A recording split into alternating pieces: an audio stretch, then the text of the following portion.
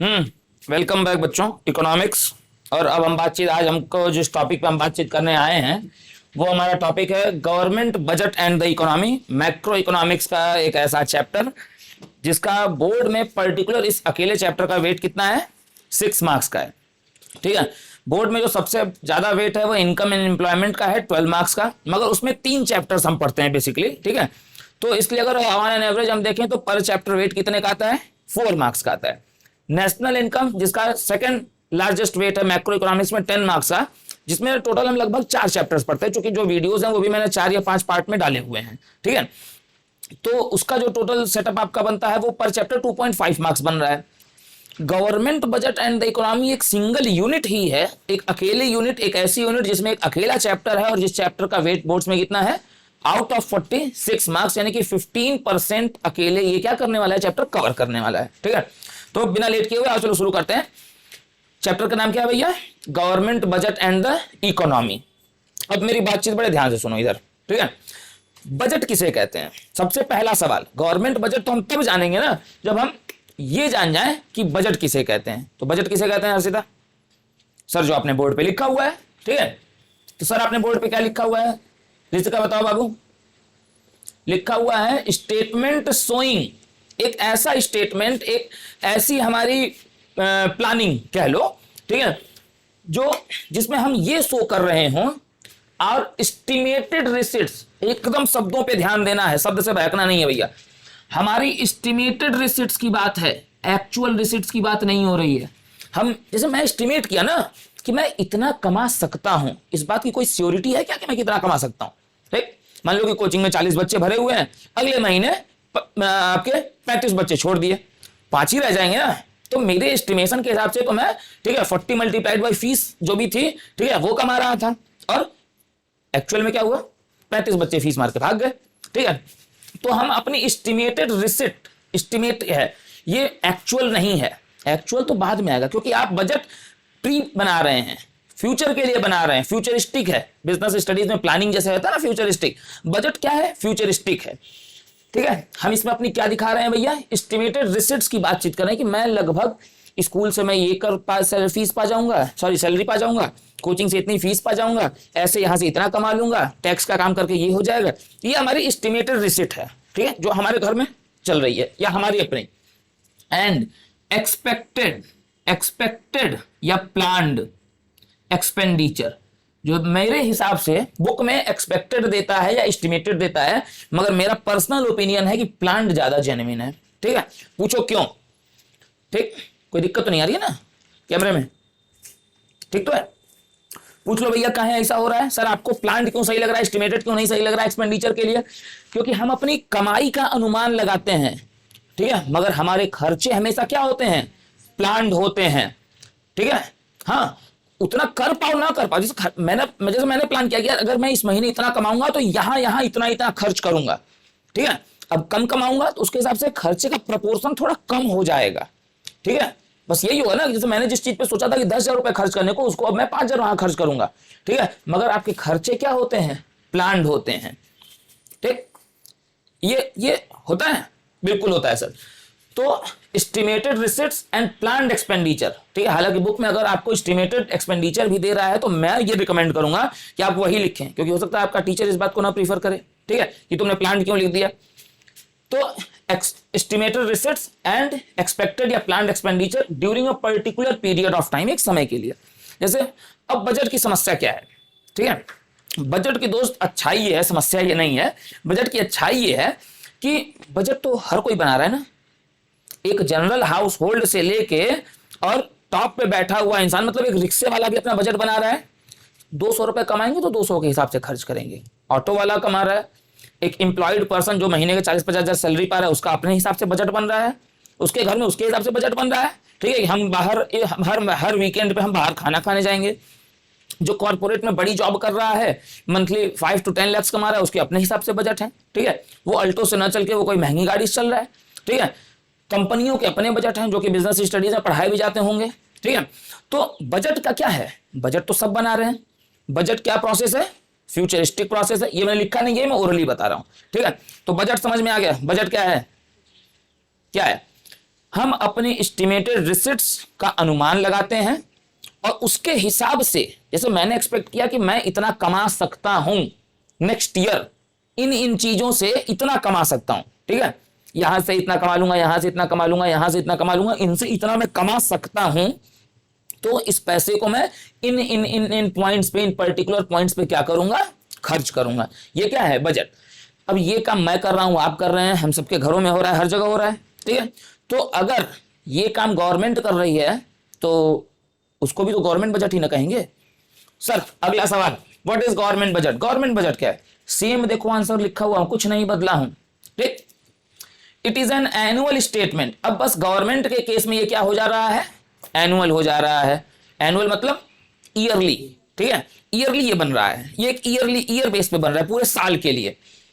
तो बजट और government budget में डिफरेंस क्या आया, ये एनुअल स्टेटमेंट मैंने एक वर्ड बढ़ा दिया, बाकी चीज वही है, showing estimated receipts and expected या planned expenditure during a particular period of time यहाँ पे है। और जब एनुअल की बात है तो हम किसकी बात करेंगे, फाइनेंशियल ईयर की, यानी कि फिस्कल ईयर की। फाइनेंशियल ईयर का दूसरा नाम इकोनॉमिक्स में क्या बोलते हैं, फिस्कल ईयर, जो स्टार्ट होता है 1 अप्रैल से, ठीक है, 1 अप्रैल ऑफ द ईयर से शुरू होता है किसी भी पर्टिकुलर ईयर में, और खत्म कब होता है, 31 मार्च ऑफ नेक्स्ट ईयर खत्म होता है जाके, ठीक है, ये अपने को मालूम है, ठीक। तो बजट क्या है और गवर्नमेंट बजट क्या है, दोनों की मीनिंग क्लियर हो गई हमारी, नोट कर लो इसको, आगे बढ़ेंगे।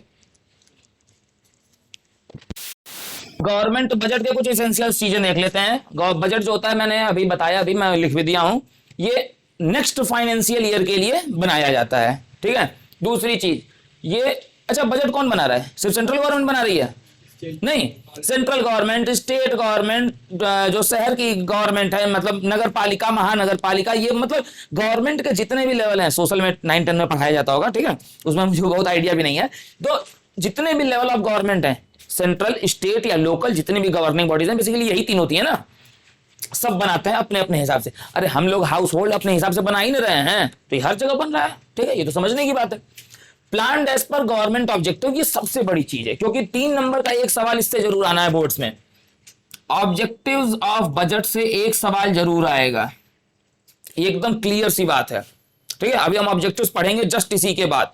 ऑब्जेक्टिव से एक क्वेश्चन 3 से 4 नंबर का जरूर आता है, गारंटीड है, मिनिमम 3 मैक्सिमम 4, ठीक है, और 2 नंबर के, ठीक है, दूसरी चीजें पूछती हैं वो भी मैं बताऊंगा। ये हाउस में तब प्रेजेंट किया जाता है, यानी कि पार्लियामेंट्री बोर्ड के सामने पहले वहां से अप्रूवल होता है, फिर पार्लियामेंट में, हाउस मतलब पार्लियामेंट, वहां पे ये प्रेजेंट किया जाएगा। और ये किसके डायरेक्शन पे, प्रेसिडेंट के डायरेक्शन पे। प्रेसिडेंट जिस दिन बोलेंगे उस दिन ये क्या होता है, प्रेजेंट किया जाए। प्रेसिडेंट ने बोला कि फला डेट को होगा तो ये फला डेट को होगा, ठीक है। अब वो डेट क्या होती है, पहले वो डेट होती थी मार्च, अब वो डेट क्या हो गई है, फरवरी 1 एवरी ईयर। यानी कि अगर मेरे एक सवाल का जवाब दे लो तुरंत, जल्दी जवाब दो तो फिर मैं मान जाऊं। अगर 1 फेब 2022 को बजट पेश किया गया है तो वो किस साल के लिए किया गया है,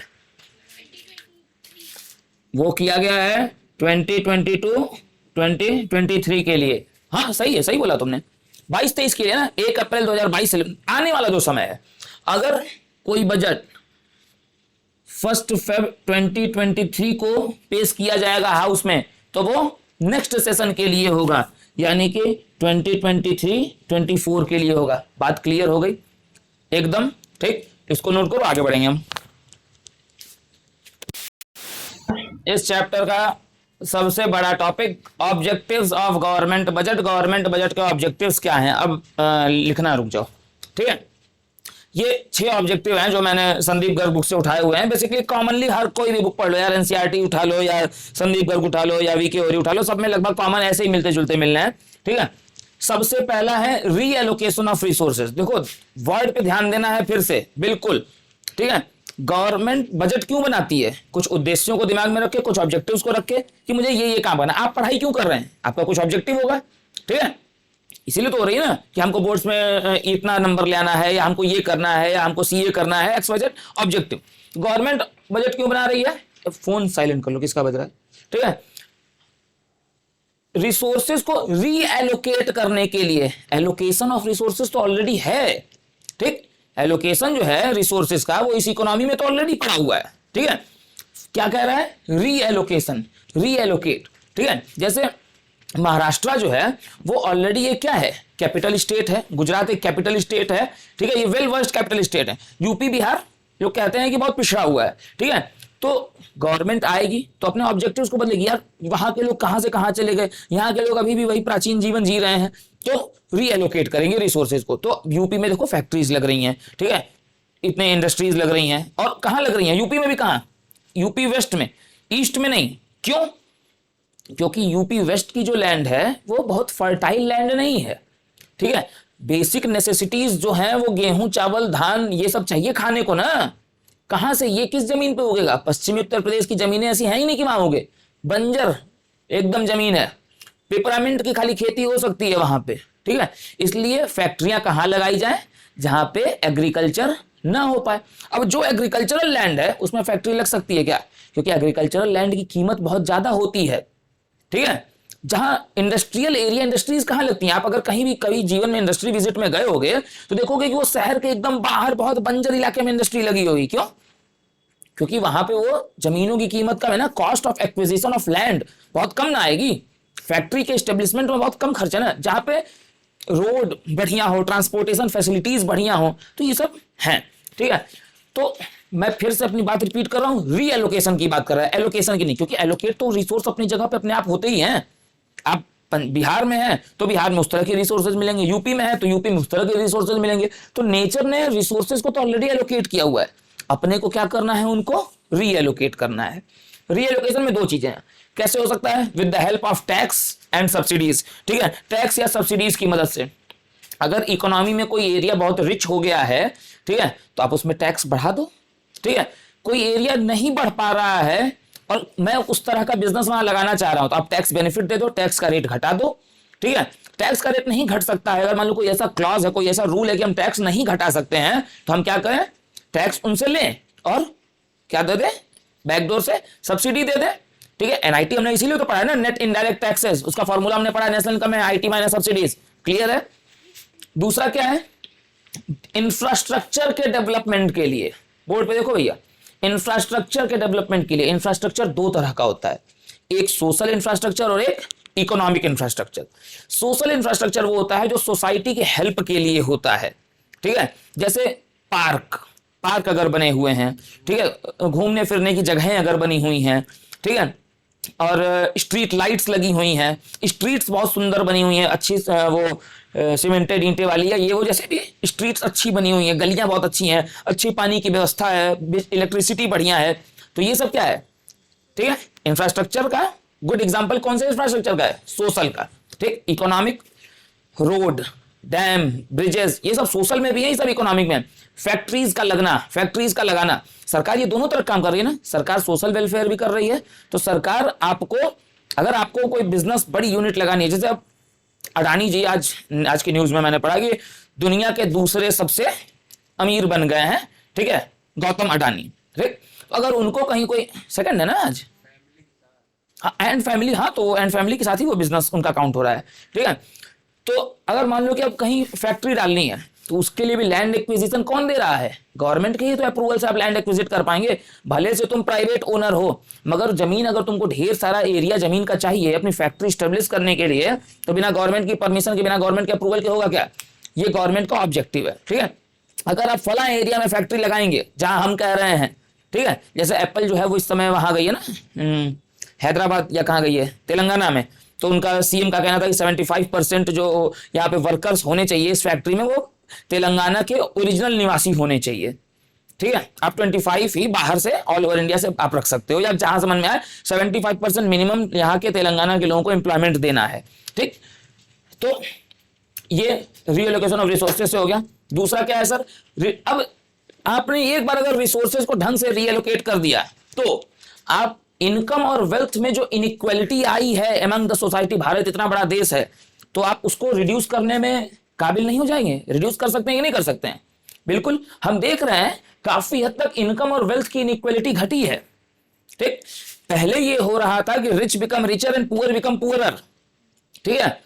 आज मैं मना नहीं कर रहा हूं कि रिच बिकम रिचर नहीं हो रहा है, मगर poor is not so poor, so much poor, poor नहीं है, पुअर के भी लिविंग स्टैंडर्ड रेज हो रहे हैं। उनको रहने के लिए सरकार 2-2.5 लाख रुपए का घर देती है, पैसे देती है, वो अपना घर बनवाते हैं प्रधानमंत्री आवास योजना के तहत। ये मेरे मोहल्ले में ही कितने बने हुए हैं, ठीक है। तो ऐसी तमाम सैकड़ों सुविधाएं हैं जो सरकार दे रही है। अब अगर पुअर के अंदर विलिंगनेस है काम करके खुद को आगे बढ़ाने की, तो वो बढ़ जा रहा है। अब भाई नहीं, इच्छा ही नहीं है तुम्हारे अंदर, तो कुछ किया नहीं जा सकता है। तो inequality of income and wealth तो रिड्यूस होती है। एक अलग डिबेट का मसला होगा कि भैया इच्छा है कि नहीं है, वो एक बात की बात है, टीवी पे बैठ के किया जाएगा।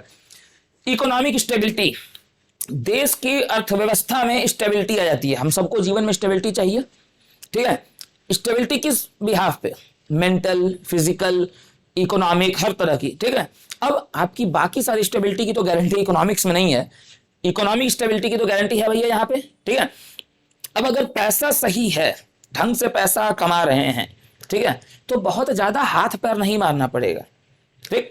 पैसा अगर कम मैं कमाऊंगा तब ना मैं फिर 2 घंटे और कहीं मेहनत करूंगा, 2 घंटे और कहीं मेहनत करूंगा, कोशिश करूंगा कि अच्छा वहां 2 ही घंटे काम करने पे कुछ मिल जाए, वहां 3 ही घंटे काम करने पे कुछ मिल जाए। तो इकोनॉमिक स्टेबिलिटी होनी चाहिए। अब कंट्री एज होल में इकोनॉमिक स्टेबिलिटी कैसे होगी? दोनों ही चीजें हमारे लिए हानिकारक हैं, ठीक है। इन्फ्लेशन भी, डिफ्लेशन भी, मालूम है हमको, हमने ये पढ़ा हुआ है, ठीक है। तो इन्फ्लेशन और डिफ्लेशन दोनों पे कंट्रोल करना किसका काम है? गवर्नमेंट बजट की पॉलिसीज का। इस तरह की पॉलिसी का बजट बनाइए कि इन्फ्लेशन या हो, अगर इन्फ्लेशन आ गया रोक नहीं सकते हो आने से, ठीक है, मगर कंट्रोल कर सकते हो। ये अगर कोई कहता है, बुद्धिजीवी अर्थशास्त्री, ठीक है, इकोनॉमिस्ट बहुत से बुद्धिजीवी से घूमते रहते हैं, मैं खुला हुआ देखा हूं, ठीक है। तो अगर कोई ऐसा इकोनॉमिस्ट घूम रहा है जो इस बात की गारंटी ले रहा है कि इन्फ्लेशन रोका जा सकता है, उसे सिर्फ कम किया जा सकता है, ठीक है। इन्फ्लेशन तो हिट करेगा भैया इकोनॉमी में, आप कंट्रोल रोक नहीं सकते हो, आप बस उसको क्या कर सकते हो, उसका जो एडवर्स इफेक्ट पड़ना है उसको मिनिमाइज कर सकते हो। डिफ्लेशन आएगा इकोनॉमी में, आप उसको रोक नहीं सकते हो, आप उसके इफेक्ट को क्या कर सकते हो सर, मिनिमाइज बस कर सकते हो, कम कर सकते हो, ठीक है। ऐसा नहीं है ना कि तुम्हारी मौत ही नहीं होगी, हाँ, बस भैया दवा ले लोगे तो अभी तुरंत या इतने समय तक नहीं मरोगे, बस। तो जो चीज इनएविटेबल है, अपरिहार्य है, बदली नहीं जा सकती, वो बदली नहीं जा सकती है, ठीक है। अब प्राइस, इन्फ्लेशन या डिफ्लेशन दोनों पे कंट्रोल होगा तो इकोनॉमी का जो जनरल प्राइस लेवल है स्टेबल हो जाएगा ना। अब ऐसा नहीं है कि प्राइसेस तुरंत हाई हुए, तुरंत लो हुए, तुरंत हाई हुए, तुरंत लो हुए, तो प्राइसेस का जो फ्लक्चुएशन है वो नुकसान पहुंचाएगा, ठीक है, इकोनॉमी के ऊपर भी, कंज्यूमर के ऊपर भी, प्रोड्यूसर के ऊपर भी, सबके ऊपर। तो प्राइसेस में स्टेबिलिटी आ जाएगी। पॉवर्टी पे कंट्रोल भी हम कर सकते हैं इससे, भाई पॉवर्टी पे कंट्रोल होगा तभी तो इकोनॉमी की स्टेबिलिटी आएगी। एक सोसाइटी है जिसमें 100 लोग रह रहे हैं, 20 लोग बहुत अमीर हैं, बहुत महंगी महंगी कार है, और बाकी 80 लोग एकदम गरीब हैं, मतलब इतने गरीब हैं कि वो कार छोड़ो, उनके पास 2 व्हीलर्स तक नहीं है अपने चलने के लिए, ठीक है, बेसिक मीन्स भी उनके पास नहीं है। तो ये तो ह्यूज डिफरेंस है ना उस इकोनॉमी का, ठीक है। तो पॉवर्टी पे कंट्रोल होगा, पूरी तरह से तो पॉवर्टी खत्म नहीं हो सकती, मगर मैक्सिमम कंट्रोल होगा तभी तो स्टेबिलिटी आएगी। इनहांस एम्प्लॉयमेंट, ठीक है, देखो ये मैं वर्ड इसलिए लिखा ना, किताबों में लिखता है कि अनएम्प्लॉयमेंट, रिडक्शन इन अनएम्प्लॉयमेंट, ठीक है, ये नेगेटिव बात है। अनएम्प्लॉयमेंट बात ही नेगेटिव है, ठीक है। बोर्ड्स में लिखते समय ये गलती कभी मत करना, ठीक है। तुम ये लिखो ना कि एम्प्लॉयमेंट बढ़ाने की बात, ठीक, ये मत लिखो कि अनएम्प्लॉयमेंट, बात तो दोनों सेम है ना, अनएम्प्लॉयमेंट घटे या एम्प्लॉयमेंट बढ़े, दोनों का सेंस तो एक ही है। अगर हम सही वर्ड का यूज करेंगे तो हमको नंबर भी बढ़िया मिलेगा, इनहांस एम्प्लॉयमेंट, ठीक है। पब्लिक एंटरप्राइजेस, चूंकि इंडियन इकोनॉमिक डेवलपमेंट में हम पढ़ते हैं 3 शेड्यूल्स के बिजनेस होते हैं, शेड्यूल ए, बी, सी। पब्लिक एंटरप्राइजेस का मैनेजमेंट, अब सरकार जो है वो अपने बजट में जो फंडिंग करती है उसमें पब्लिक एंटरप्राइजेस को कैसे मैनेज करती है, उनको फंड रिलीज करके, और ये कोशिश करती है कि ये जो पब्लिक एंटरप्राइजेस हैं, ठीक है, वो क्या करें, सोशल वेलफेयर का भी काम करें। क्योंकि सरकारी अगर कोई बिजनेस है, सरकार का अगर, रेलवे का मेन मोटिव क्या है, टू अर्न ढेर सारा प्रॉफिट, लूट लो एकदम, नहीं नहीं ना, रेलवे का क्या है, टू सर्व द सोसाइटी, ठीक है। तभी तो एक ही रूट पे देखो तो पैसेंजर ट्रेन भी चल रही है, आजकल उसका नाम बदल के डीएमयू हो गया है, डीजल मेल यूनिट, ठीक है, एक्सप्रेस भी चल रही है। फिर एक एक्सप्रेस ट्रेन है, उसमें देखो 3-4 क्लासेज हैं, जनरल भी है। अब मान लो यहां से मुंबई ट्रेन जा रही है, भाई हमारी क्षमता के हिसाब से सारे ऑप्शन उसमें उपलब्ध है ना, ठीक है। भाई मेरी क्षमता अगर जनरल की है तो मैं जनरल में जाऊंगा, स्लीपर की है तो मैं स्लीपर का टिकट कराऊंगा, एसी 3 टियर की है, ठीक है, 3 टायर नहीं 3 टियर होता है, बहुत बच्चे टायर बोल देते हैं, ठीक है, तो एसी 3 टियर की है तो 3 टियर, 2 टियर की है 2 टियर, ठीक है। और बेजाय पैसा है, पैसा ही पैसा है, ठीक है। तो यहां से मैं बनारस जाऊंगा और वहां से मैं एरोप्लेन पकड़ के चला जाऊंगा, फ्लाइट ले लूंगा। तो ये स्टेबिलिटी की बात है। तो सोशल वेलफेयर के लिए पब्लिक इंटरप्राइजेस, देखो प्राइवेट इंटरप्राइजेस का तो एक ही काम है, ठीक, वो क्या है, प्रॉफिट अर्न करना, ठीक है। मगर सोसाइटी को सर्व करना किसकी जिम्मेदारी है, पब्लिक इंटरप्राइजेस की। ये बजट से ही पॉसिबल है। इकोनॉमिक ग्रोथ, अब आपने सब मैनेज कर लिया, सब कंट्रोल कर लिया, सब रोक लिया, ठीक है। अब आप नेक्स्ट क्या करेंगे, इकोनॉमी को ग्रो करवाने के लिए काम करेंगे। पहले सर्वाइवल जरूरी है ना, सर्वाइवल हो गया। अब आपका अगला टारगेट क्या होना चाहिए, ग्रोथ। ग्रोथ के बाद क्या आएगा, डेवलपमेंट। इकोनॉमिक ग्रोथ कैसे हो सकती है, सेविंग्स और इन्वेस्टमेंट्स को स्टिमुलेट करना, ठीक है। जो भी सेविंग्स हैं लोगों के पास, ठीक है, जैसे हमने इसमें सुना है ना कि आप छोटी छोटी सेविंग्स करते रहिए, ठीक है। एसआईपी करो, म्यूचुअल फंड्स में इन्वेस्ट करो, पीपीएफ में इन्वेस्ट करो, ठीक है। स्टॉक्स में अगर आप तेज हैं, अगर आपको समझ है तो आप उसमें करो, ठीक है। आपकी जो सेविंग है जो जेब में पड़ी हुई है उसको इन्वेस्टमेंट में सर्कुलेट करो। छोटी छोटी सेविंग्स ही क्या करेंगी, बड़े बिजनेस हाउसेस को बैकअप सपोर्ट देती हैं, फंडिंग देती हैं, एम्प्लॉयमेंट जनरेट होता है और पैसे से पैसा बनता है। मनी क्रिएशन क्रेडिट क्रिएशन पढ़ाया हुआ हूं बस, ठीक है, बस उसका वीडियो नहीं मिलेगा। फिर सेम देखो, जो चीज यहां लिखी है वही यहां लिखी है। इकोनॉमिक ग्रोथ कैसे होगी, जब आप सोशल और इकोनॉमिक दोनों इंफ्रास्ट्रक्चर पे क्या करोगे, पैसा खर्च करोगे, ठीक है।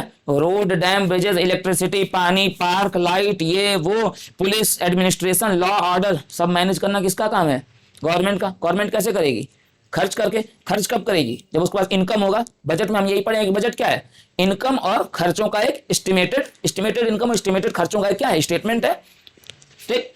और ऐसा सब होने से आप डेब्ट ट्रैप, उधार के मकड़ जाल में आप फंसने से बच जाएंगे, ठीक है। भाई जितना मैं पैसा कमाता हूं सब उड़ा देता हूं, ठीक।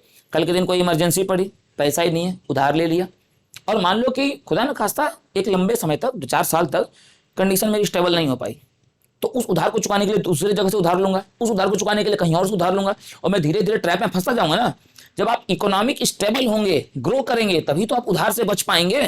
तो लोअर द रिस्क, देखो इसमें भी कहीं मैंने ये नहीं लिखा कि डेब्ट ट्रैप में अइबे नहीं करोगे, ये कहा गया डेब्ट ट्रैप में आओगे मगर आप उसका रिस्क बहुत कम रहेगा।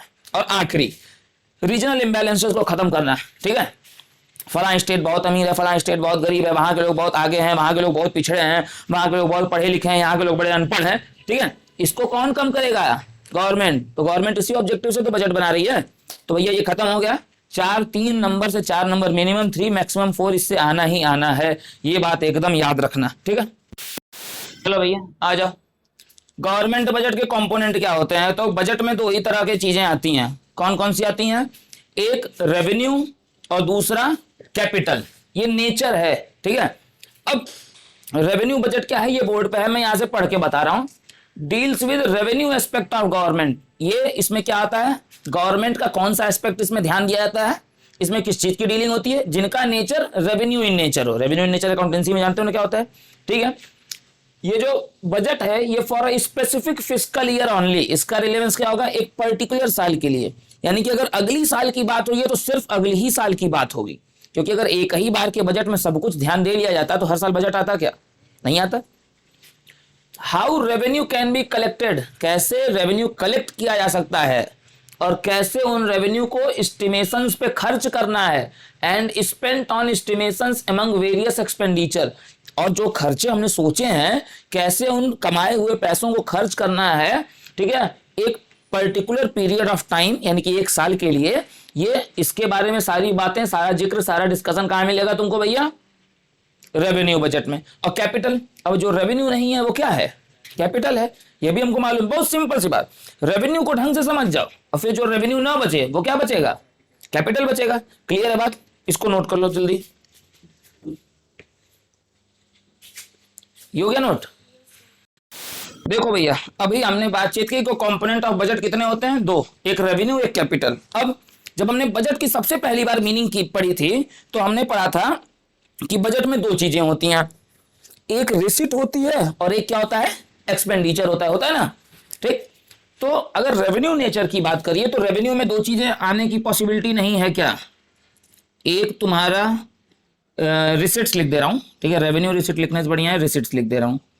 एक तुम्हारी रिसिट्स और दूसरा तुम्हारा पेमेंट्स या एक्सपेंडिचर।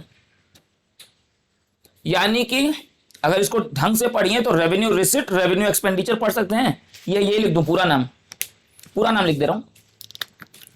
इसको सिंपल टर्म्स में आप क्या कह सकते हैं, इसको सिंपल टर्म्स में कह सकते हैं रेवेन्यू रिसिट्स, और इसको क्या कह सकते हैं रेवेन्यू एक्सपेंडिचर्स, ठीक है।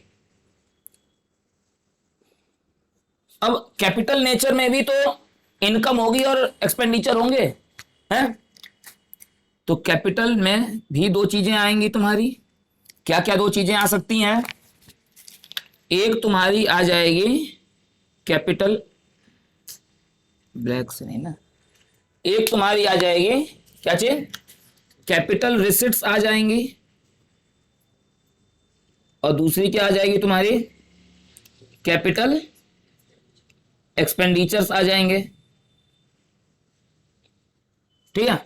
अब बहुत ध्यान से देख लो, लिखना 1 मिनट रुक के, ठीक है। हम ऐसे देख रहे हैं तो ये दो कंपोनेंट हैं, रेवेन्यू कैपिटल, फिर इसको हम जब क्लासिफाई कर रहे हैं तो रिसिट एक्सपेंडिचर, रिसिट एक्सपेंडिचर, ठीक है। तो बजट के कंपोनेंट ये हो गए, ठीक है।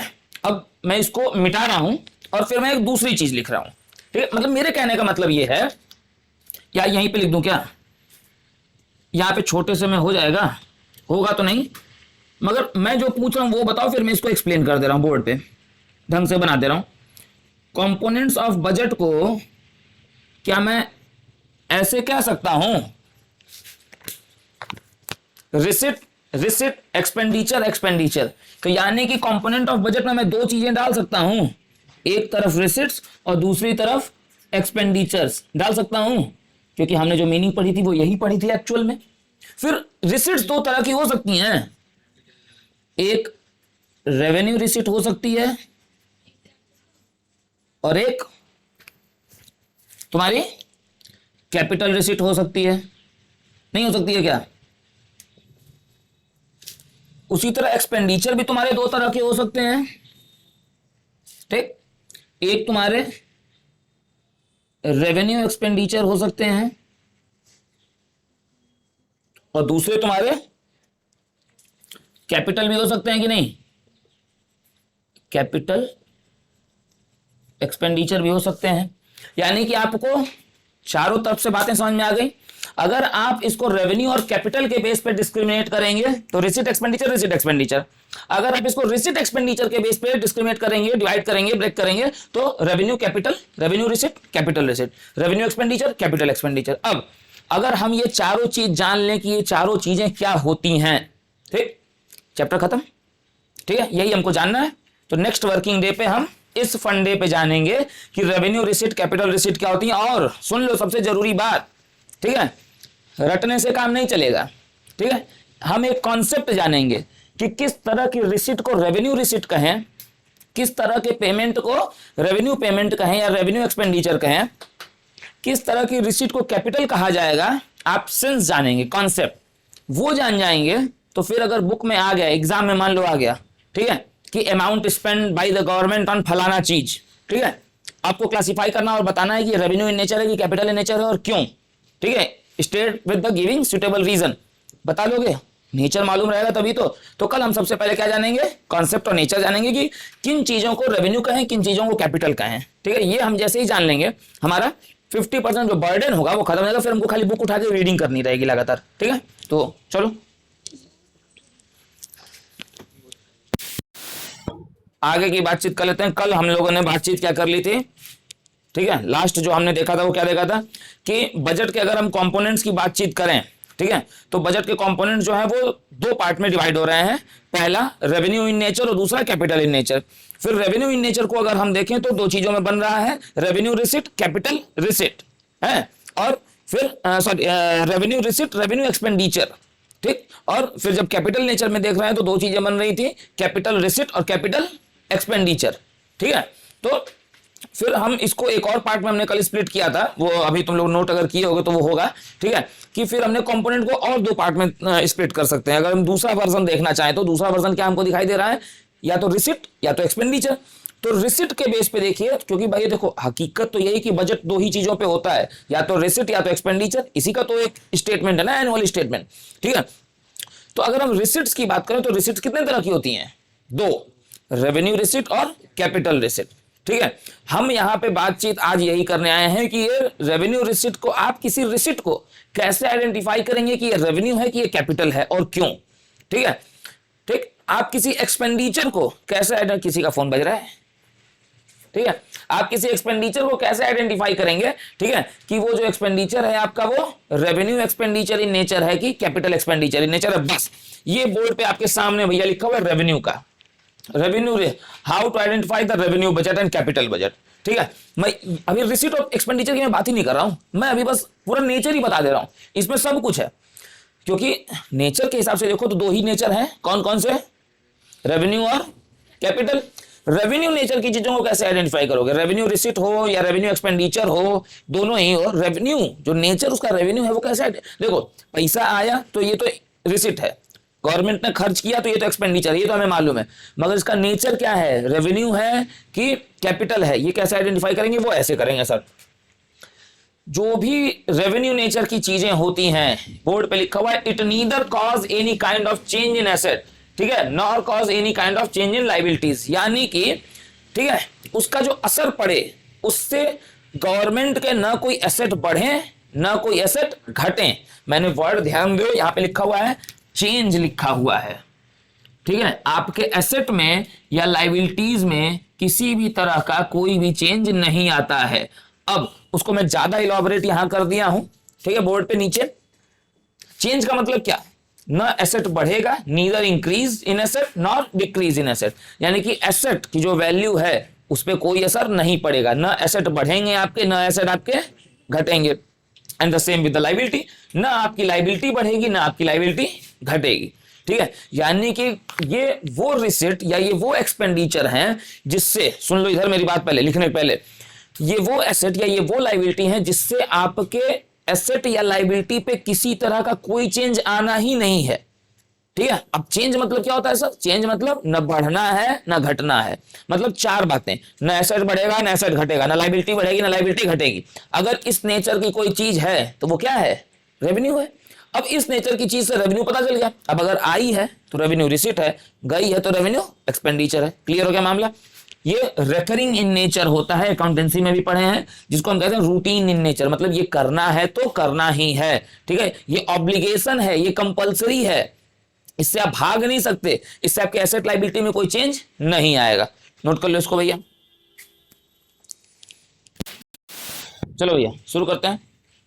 हाँ, कैपिटल नेचर की चीजों को हम कैसे आइडेंटिफाई करेंगे, तो देखो यहाँ पे लिखा हुआ है it create change in asset and change in liabilities, यानी कि अगर कोई चीज कैपिटल नेचर की है, ठीक है, तो वो आपके सर एसेट्स हों या लायबिलिटीज हों, दोनों में क्या लाएगी, चेंज लाएगी, ठीक है। चेंजेस मतलब एसेट जो हैं वो आपके इंक्रीज भी हो सकते हैं और डिक्रीज भी हो सकते हैं, चेंज का यही मतलब होता है।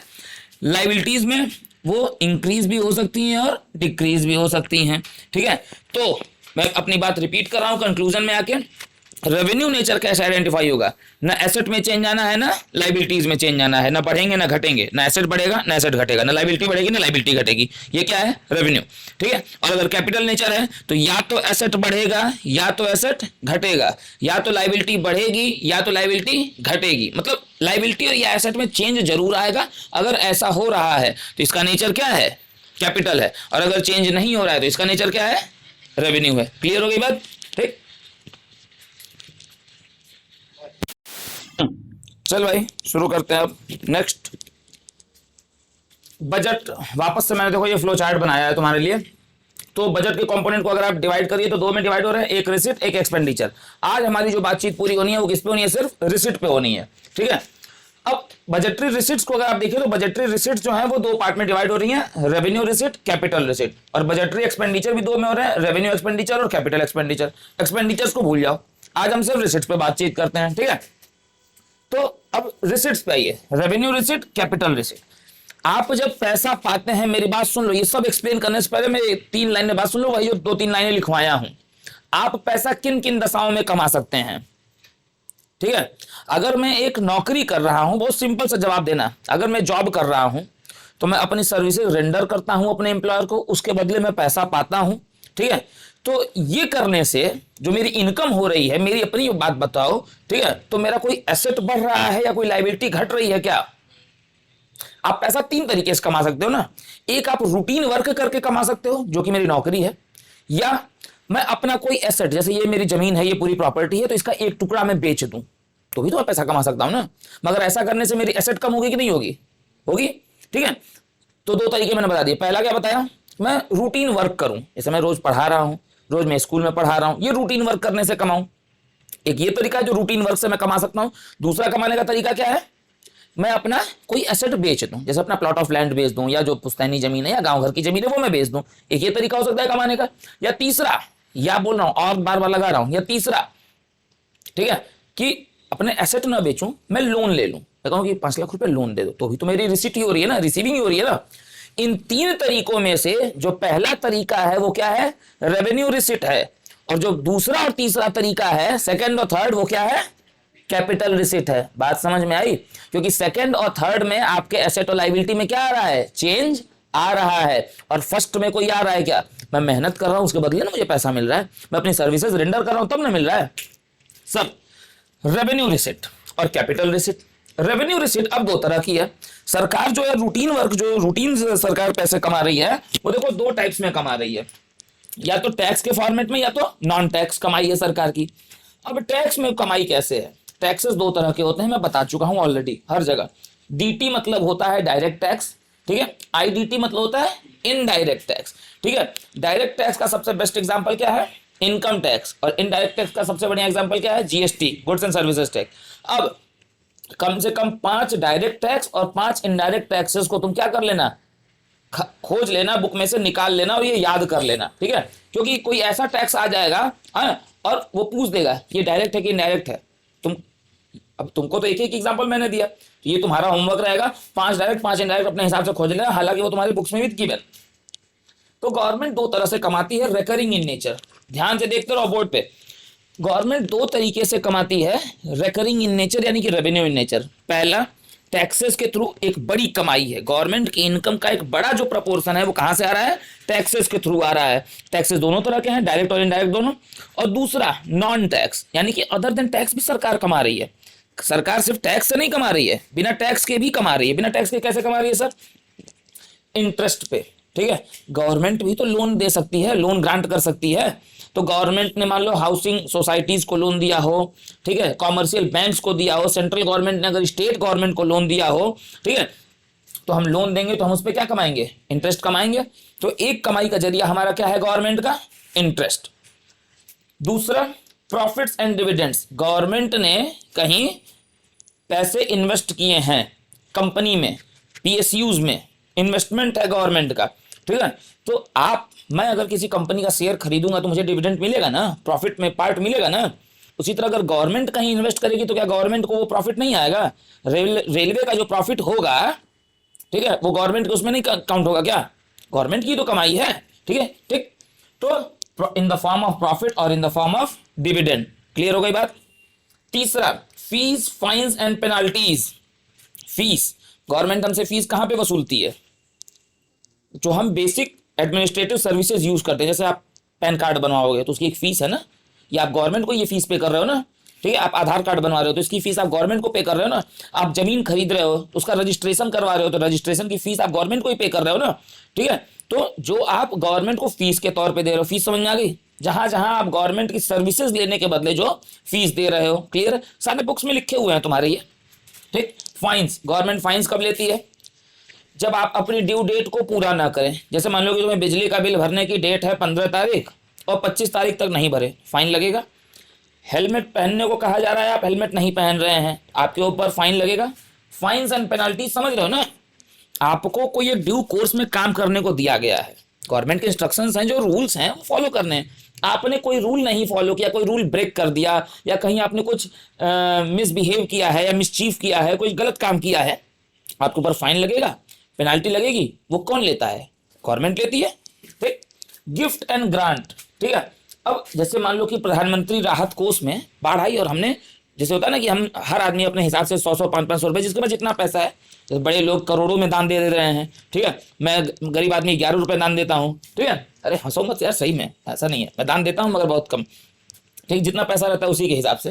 तो गिफ्ट या ग्रांट जो गवर्नमेंट को मिल रहा है फ्रॉम द इंडस्ट्रियलिस्ट, बिजनेसमैन से या आम जनता से या दूसरे देशों से, तो गिफ्ट एंड ग्रांट किसी स्पेशल पर्पस के लिए। अब जैसे 2022 में बाढ़ आई है, तो जो ग्रांट मिला है, ठीक है, वो 2022 की बाढ़ के लिए मिला है ना, कि पूरे आजीवन के लिए मिल गया है, ठीक है। तो gifts and grants by the rest of world to the government, ठीक है। फॉर फ्यूचर मतलब क्या होता है? फॉर फ्यूचर का तो सबसे बढ़िया एग्जांपल है भैया योगी गवर्नमेंट, ठीक है, हमारी बाबा की जो गवर्नमेंट है। फॉर फ्यूचर मतलब क्या? कब्जा। अभी ये शेयर जब मैं पढ़ाऊंगा तो इसमें आएगा, फॉर फ्यूचर मतलब कब्जा। आपने कोई इलीगल एक्टिविटी में आप पाए गए, तुरंत सरकार कब्जा, सीज, ठीक है, तुरंत बाबा का बुलडोजर पहुंच जाएगा आपके गेट के बाहर, ठीक है, हाँ, ठीक, बच के रहना अर्षिता, कोई ऐसा काम करते हुए पाई गई, ठीक है, तुरंत कब्जा हो जाएगा। फॉर फ्यूचर गवर्नमेंट जब प्रॉपर्टी सीज कर लेती है, जैसे देखो यहाँ पे ये बहुत से जगह नहीं सीज हो रही हैं आजकल, तो रोज मीडिया में चल रही हैं चीजें कि इनकी 200 करोड़ की संपत्ति सीज हो गई, उनकी 400 करोड़ की सीज हो गई, उनका वो वाला मकान सीज हो गया है। सीज कर लेना, फॉरफीट मतलब क्या होता है? हरण, ठीक है, छीन लेना, आपसे आपका राइट छीन लूं मैं, ठीक है, घर आपका है तो उस घर के मालिकाना अधिकार आपका है, राइट आपका है, आपसे आपका राइट ही छीन लिया जाए तो आपसे अच्छा, अब ये तो बहुत गलत हो रहा है ना, राइट छीन लेना, कहाँ गलत हो रहा है? राइट तुम्हारा तब छीना जा रहा है जब तुमने कोई इस तरह का एक्टिविटी की है जो लॉज में मेंशन नहीं है। जाहिर सी बात है ना, आपसे आपका अधिकार क्यों छीना जाएगा? आपको कहा गया है कि ये एक्स 10 काम है जो आपको करने हैं, आपने सारा रूल वायलेट करके अपनी पावर का दुरुपयोग करके मजा लिया है।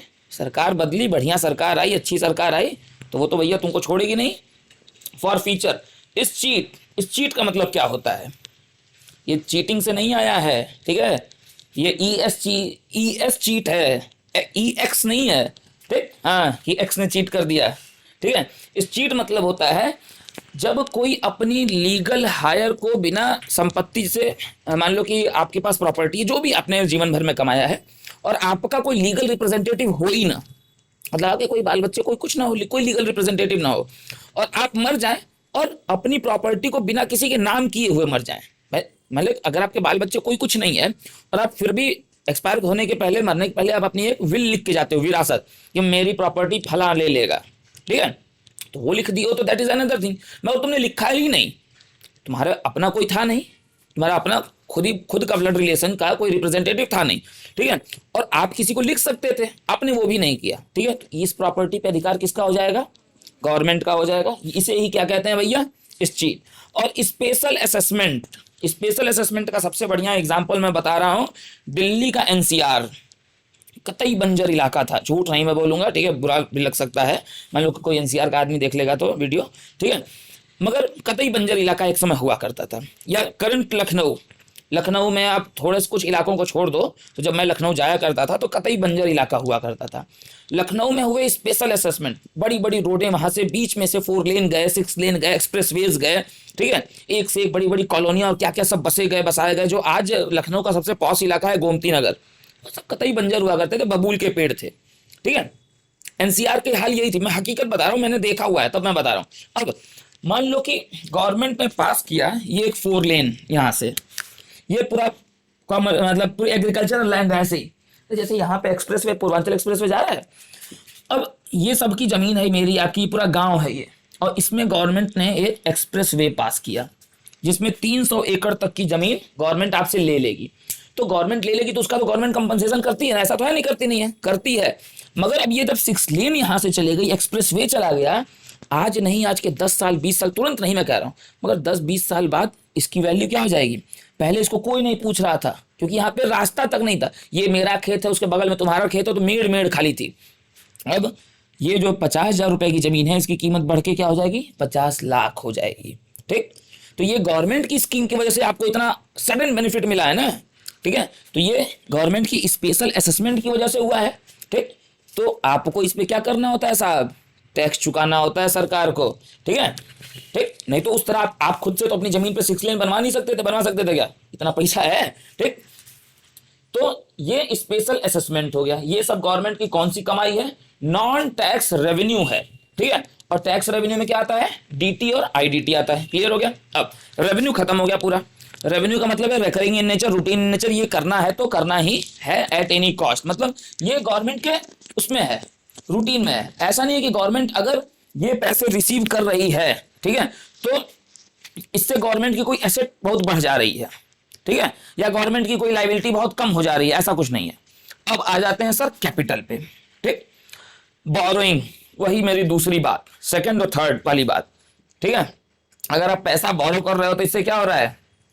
लाइबिलिटी बढ़ रही है। लाइबिलिटी में चेंज आया। ये जो यहां तक पढ़े हो, ये पूरी और ये पूरा, इसमें कहीं एसेट और लाइबिलिटी में चेंज आ रहा है क्या? नहीं आ रहा है। इसमें आ रहा है ना, बोरोइंग से किसमें चेंज आ रहा है? लाइबिलिटी में। लाइबिलिटी बढ़ रही है, घट रही है? बढ़ रही है। रिकवरी ऑफ लोन, गवर्नमेंट ने लोन दिया था, अब गवर्नमेंट उस लोन को रिकवर कर रही है, ठीक है। मान लो गवर्नमेंट ने किसी बिजनेसमैन को 4,000 करोड़ का, ठीक है, माल्या को 9,000 करोड़ का लोन दिया है, अब वो रिकवर हो रहा है, रिकवरी कर ली, ठीक है। तो इससे गवर्नमेंट के एसेट में चेंज आ रहा है कि नहीं? आ रहा है। गवर्नमेंट के एसेट कम हो रहे हैं, क्योंकि जब, हाँ, कम हो रहा है। कैसे? सुनो, ये एक डाउट का मसला है। कम कैसे हो रहे हैं?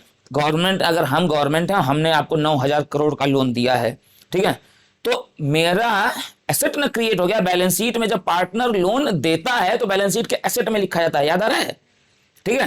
तो जब वो लोन मैं रिकवर करूंगा तो आप पैसा चुका दोगे, तो आप अपनी बैलेंस शीट के एसेट साइड में उसे, मैं अपनी बैलेंस शीट के एसेट साइड में उसे दिखाऊंगा क्या?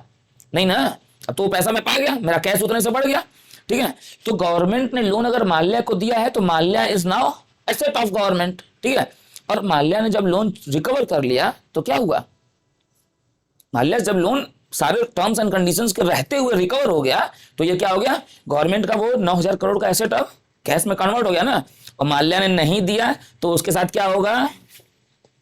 फॉर फ्यूचर होगा, ठीक है, नहीं देने पे। अब भैया तो आपको लिमिट बताई गई थी, आप धोखा देके भाग गए, ठीक है।